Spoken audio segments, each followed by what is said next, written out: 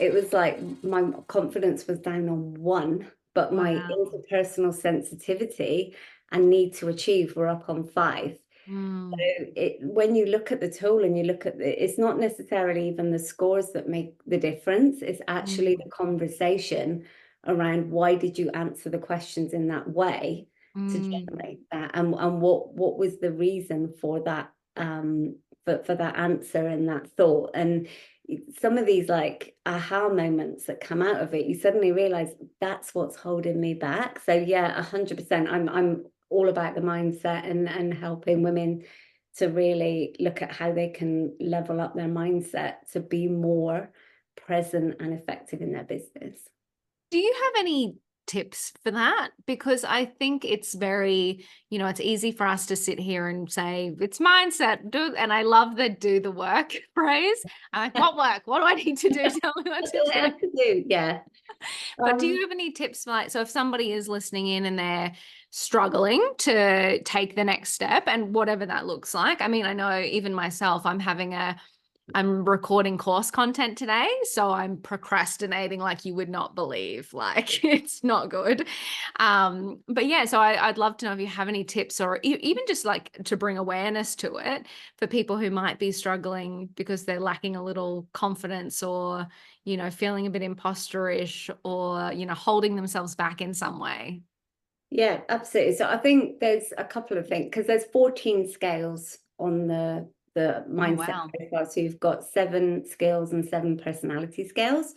So I'll probably say just a couple of tips that I would say I would definitely do. Is one is actually the future focus. So the concept of actually looking really far ahead in terms of what even is my exit strategy for this business. Mm, So mm, where do I see myself taking this business and finishing up?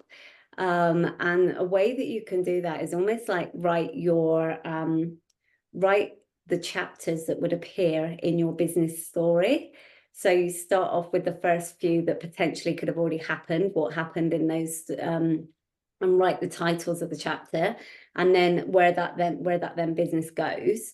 And then the final chapters are how you then close up the business and what happens to it. So because where you take your business, like your exit strategy, is essentially like what you need to be focusing on in your business. So if you're planning on like building a big business and selling it, then you need to be thinking about profitability, and you need to be thinking about strong product lines and building customer base and things like those things that you can actually sell because they're at goodwill and assets. Whereas if you're thinking about that you just want to run a business because you want to have a really great lifestyle and put some money aside for when you retire, and you want to keep doing this type of work, then and you're not worried about selling it or passing it on, then cash flow is going to be really important to you. So that initially is your very end goal.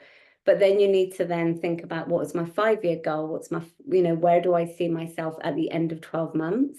I always get the women that run an EMP session with me to write themselves a letter from their future self in 12 months' time. Oh my God, I love that. Yeah. Yeah, it's so nice. And I love hearing the letters as well because they're really heartfelt.